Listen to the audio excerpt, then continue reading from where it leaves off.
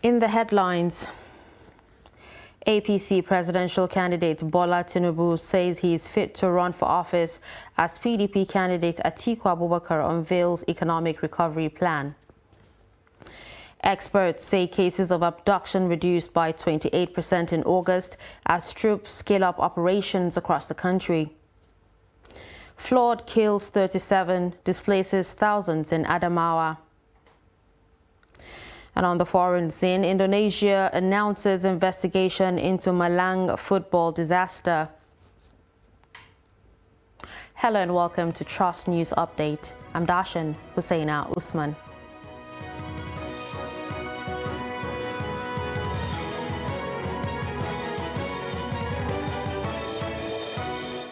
Now the news in detail. The presidential candidate of the All Progressives Congress, Bola Tinubu, says he is fit to run for office. The ex-Lagos governor, who shared a walkout video on his Twitter handle on Sunday amid questions about his health status, denied reports that he has withdrawn from the race. There have been concerns about the health status of Tinubu, with many Nigerians questioning his capacity for the nation's top job. In recent times, Tinubu has not been seen in political gatherings, particularly at the signing of a peace accord by presidential candidates ahead of next year's exercise. While other candidates gathered at the International Conference Center in Abuja, he sent his running mate Kashim Shettima to represent him. The development triggered reactions and pushed the hashtag Where is Tinubu to the top trends on social media last Wednesday.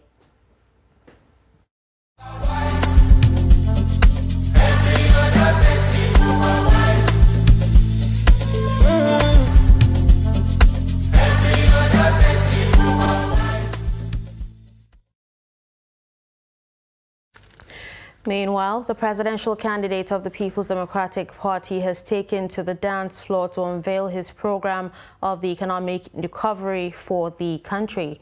The former vice president released a video on Sunday where he danced to a hit song by Davido, Stand Strong, dressed in two different attires.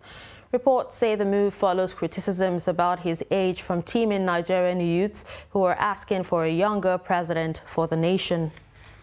In politics, the People's Democratic Party Board of Trustees is mounting pressure on the national chairman, Iyorchia Ayu, to resign as a condition for reconciliation with the aggrieved governors.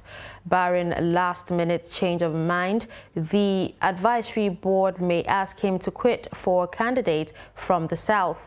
The BOT members will also meet with Rivers State Governor Nyesom Wike and his group on Tuesday in Port Harcourt, the state capital, to deliberate on options for resolving the crisis of confidence in the party.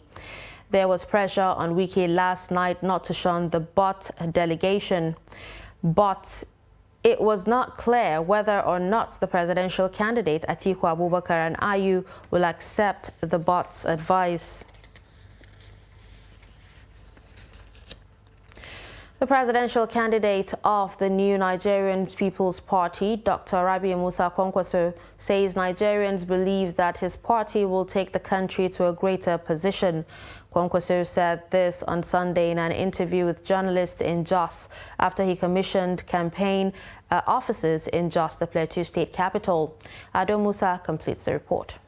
The presidential candidate said wherever he and his party go, people troop in to receive them because they believe in their party and are convinced that they will salvage the country.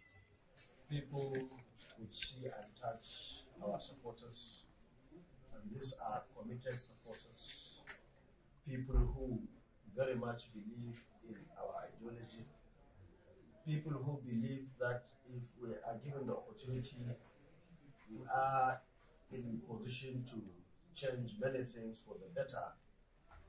And therefore, they also believe that if we get the country, will be a better place for everybody. Kwankwaso also said when he joined the party some 7 months back, many had taken the party for granted and couldn't go anywhere. But with a credible candidate standing as flag bearers of the party, it was obvious that they would win the elections come 2023. Many people thought we were not going anywhere. By the grace of God, today in this country, everybody knows.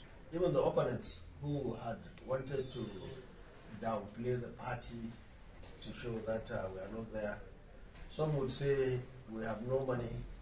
Well, we are very happy with that.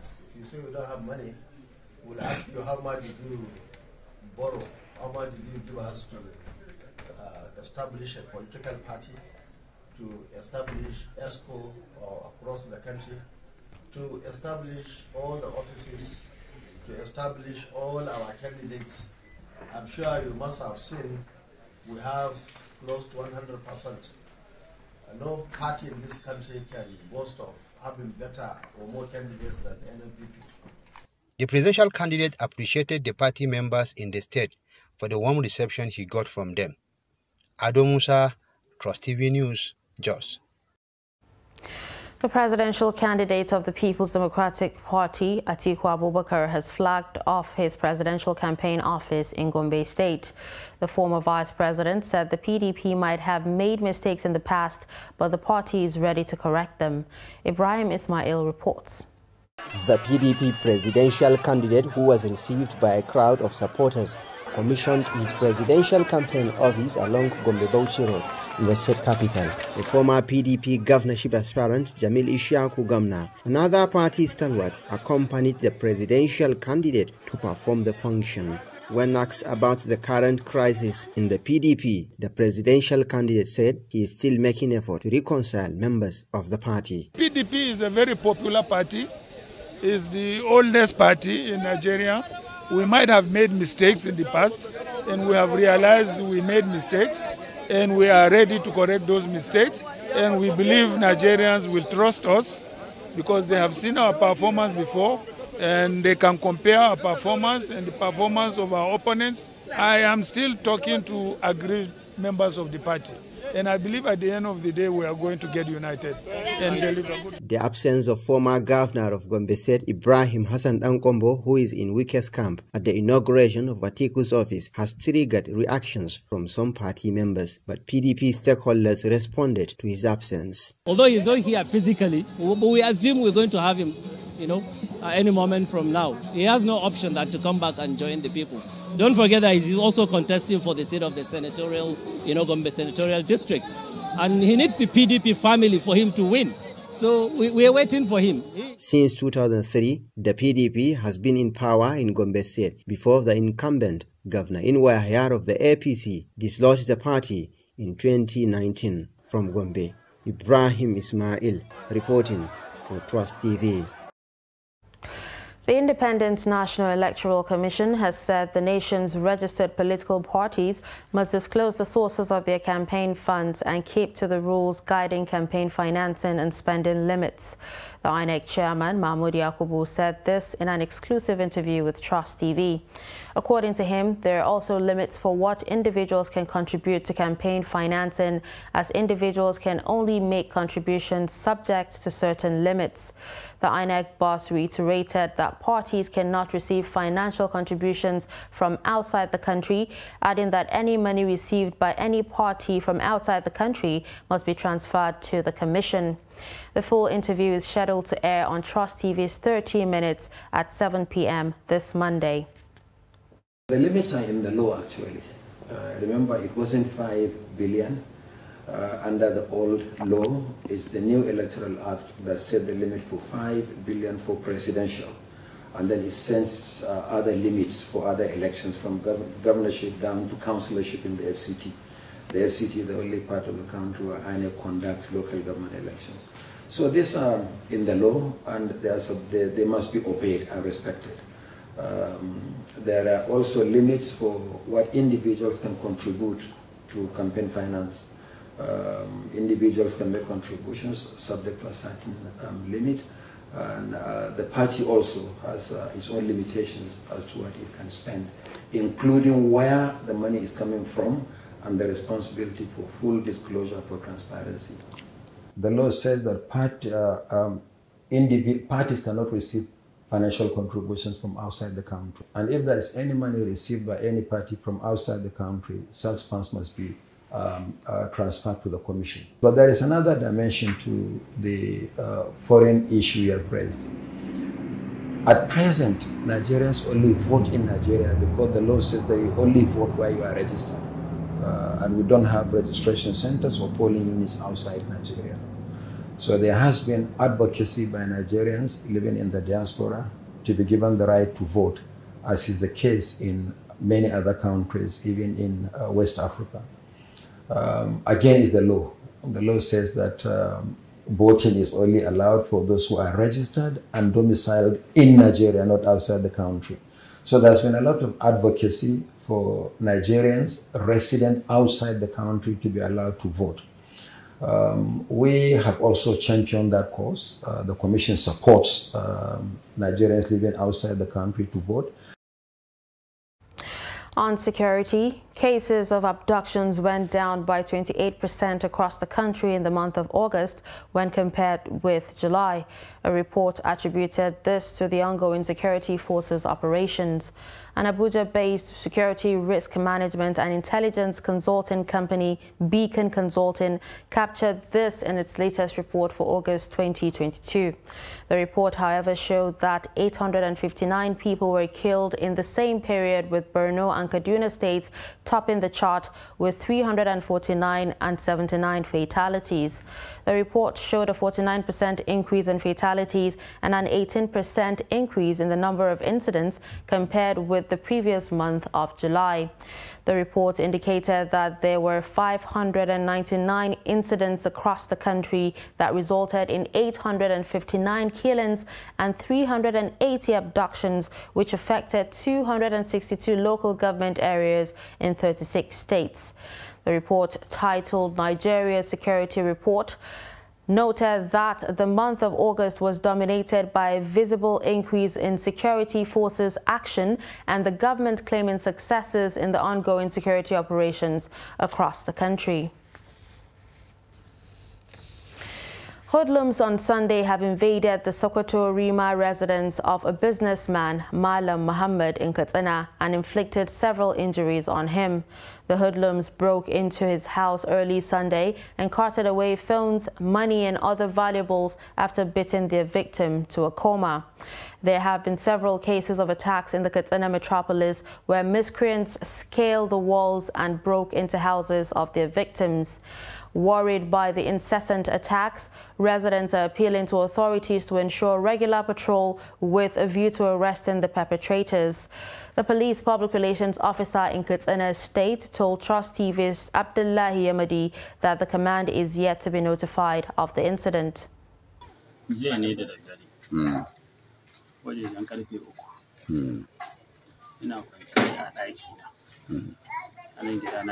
I was fast asleep when some people scaled into my house and started beating and stabbing me with knives and other sharp objects. I sustained injuries on my face and on my hands, as you can see. I have been hearing about similar incidents in Katsina Metropolis, and I think something needs to be done by the security operatives to bring this to an end, as the situation is getting out of hand. Na ture shi zan dauko wani rodi daga cikin rodukan da aka sauran rodukan da aka yi mana aiki. Away from security, as the celebration of Nigeria's 62nd independence continues across the country, it is a double celebration for residents of Gombe State, as the state clocks 26 years since its creation in 1996. Trust TV's Ibrahim Ismail speaks to some residents on the journey so far. The report. That was the scene at the Pantami Stadium in the heart of Gombe, the state capital, as Gombe residents joined the celebration for the 2022 independence anniversary. Residents also celebrate the 26th anniversary of the creation of Gombe State by military head of state, General Sani Abacha. Some residents reflect on successes and challenges in Gombe and Nigeria in general. We youths, we need good leaders to improve our country, to move our country like many like European countries. It's like when we say, look at India, Ghana, and other countries that we get independent together with them. They are first us.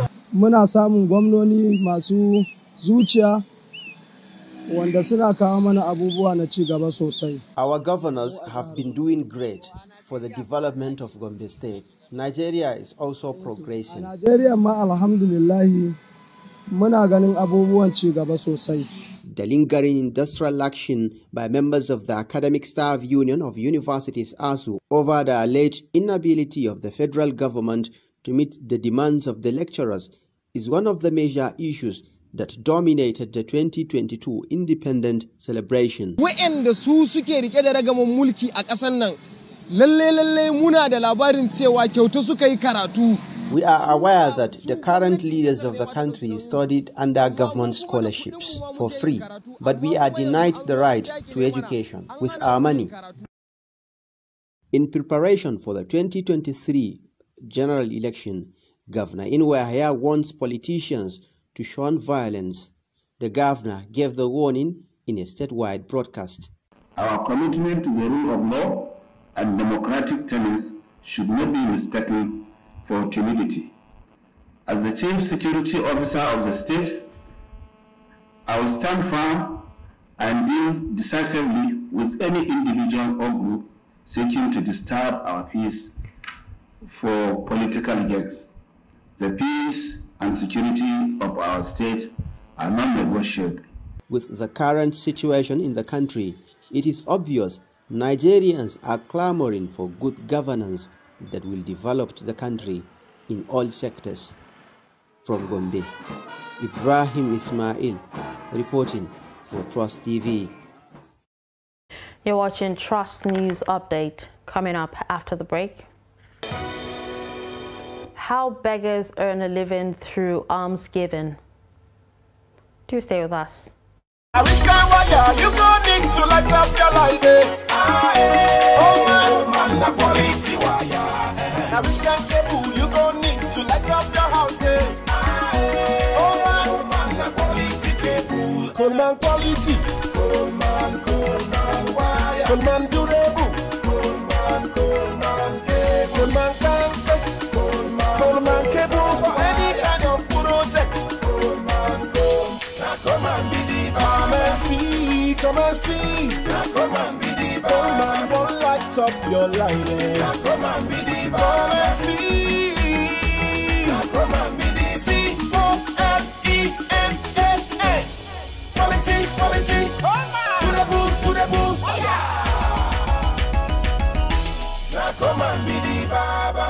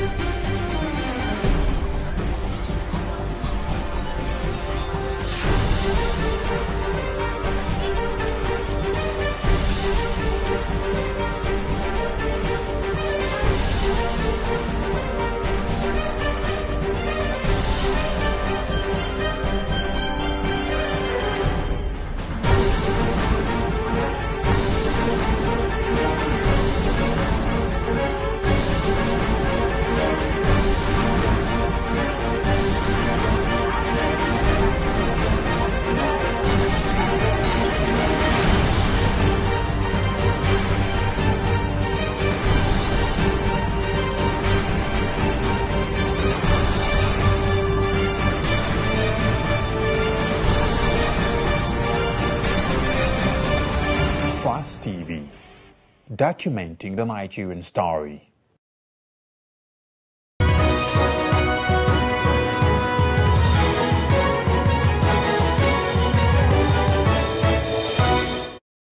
Welcome back and thanks for staying with us. If you're just joining us, you're watching Trust News Update. Here's a recap of some of our top stories. We told you that APC presidential candidate Bola Tinubu says he is fit to run for office as PDP candidate Atiku Abubakar unveils economic recovery plan. We also told you that experts say cases of abduction reduced by 28% in August as troops scale up operations across the country. Moving to more stories, flood has killed 37 people, displaced 171,000 and submerged 89,000 hectares of farmlands in Adamawa State during this rainy season. This was disclosed by the Executive Secretary, Adamawa State Emergency Management Agency, Dr. Muhammad Suleiman. Suleiman explained that if affected public and private property, which included schools, hospitals, markets, houses and worship places, thereby affecting economic and social activities. He lamented that the flooding had gone beyond prediction by the Nigerian authorities, which was limited to frontline communities along the banks of the River Benue in the state. He said the agency had distributed relief materials to all the 10 camps set up for displaced persons, following a directive from the state governor, Amadou Umaru Fintiri. Similarly, waters from River Niger have flooded the Lokoja metropolis, submerging houses, offices and business premises, destroying property, major highways and feeder roads to the capital city. The worst-hit communities are Gadumo, Ganaja and part of Adankolo village, which are located at the point of confluence of rivers Niger and Benue. Meanwhile, Kogi State Governor Yahaya Bello has called for a declaration of a state of emergency in the state because of the level of destruction. He said his administration had opened up refuge hubs, advising flood victims to move to these centers pending when the floods would recede.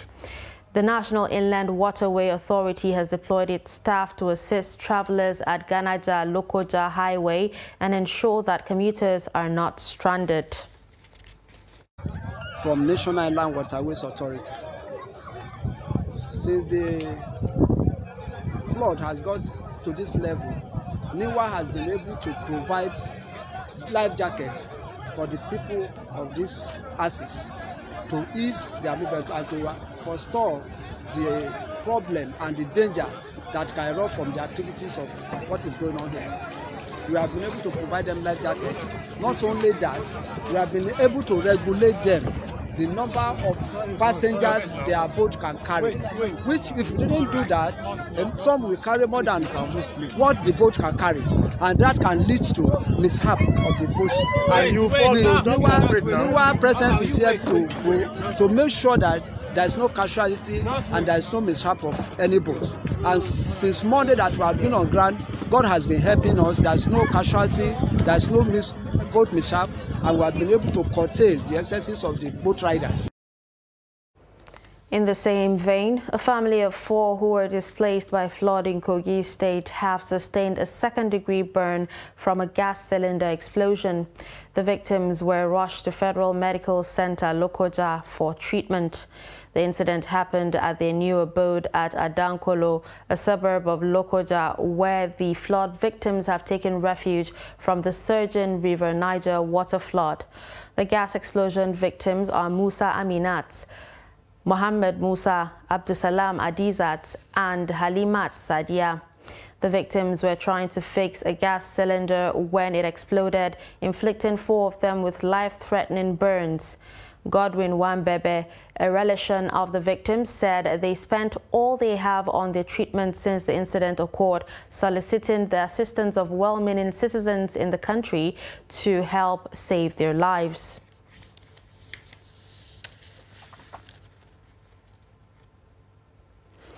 Beggary is a case of extreme poverty that leaves the person in that condition with the option of seeking alms to survive. Across Nigeria, people in this condition are easily spotted in public places seeking help to survive. Although some are genuinely in lack, others have taken it as a profession. In this report, Trust TV's Kabir Lawal examines the life of a professional street beggar who moves from mosque to mosque on Fridays to make ends meet. The report. Across board, many reasons account for many beggars on the streets and around mosques. An analysis of root causes of how they got caught up in this position many believe should make government launch a program of prevention rather than the amelioration of human inadequacy and suffering as national concern. In the Federal Capital Territory, some of the beggars, mostly women, told Trust TV News that their husbands were killed by incidents in Katsina State, making life difficult for them.